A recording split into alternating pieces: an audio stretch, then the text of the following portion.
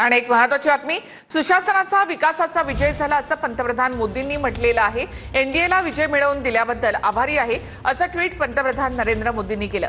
थोड्याच वेळामध्ये पंतप्रधान मोदी भाजप मुख्यालयामधून कार्यकर्त्यांना संबोधित करणार आहेत।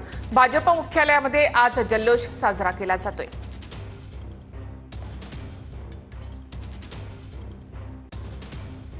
तर सुशासनाचा विजय झाला, विकासाचा विजय झाला, जनकल्याणाच्या भावनेचा विजय झाला आहे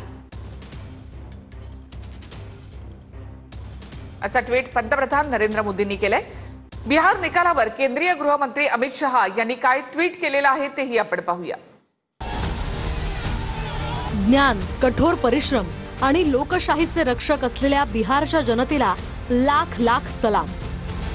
बिहारच्या जनतेकडून एनडीएला मिळालेला हा प्रचंड जनादेश विकास, महिला सुरक्षा, सुशासन आणि बिहारमधील गरिबांच्या कल्याणासाठी एनडीएच्या वचनबद्धतेचं जाहीर समर्थन आहे। गेल्या 10 वर्षात मोदींनी बिहारसाठी उदारतेनं काम केलंय आणि नितीश कुमार यांनी बिहारला जंगल राजच्या अंधारातनं बाहेर काढण्यासाठी काम केलंय। हा जनादेश विकसित बिहारच्या वचनबद्धतेसाठी आहे।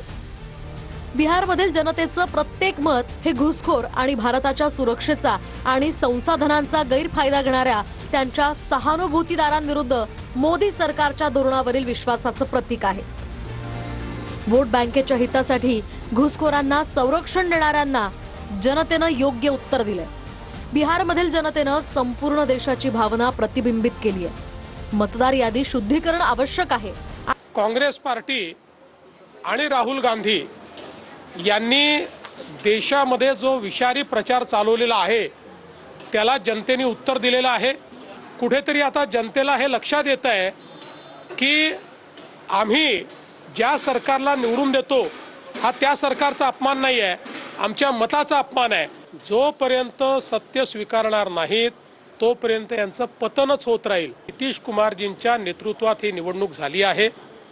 आता मुख्यमंत्री पदाच्या संदर्भात भारतीय जनता पार्टीचे आमचे शीर्षस्थ नेते मोदीजी असतील, नितीशजी असतील, हे सगळे मिळून निर्णय करतील। त्या संदर्भात बोलण्याचा अधिकार मला नाही।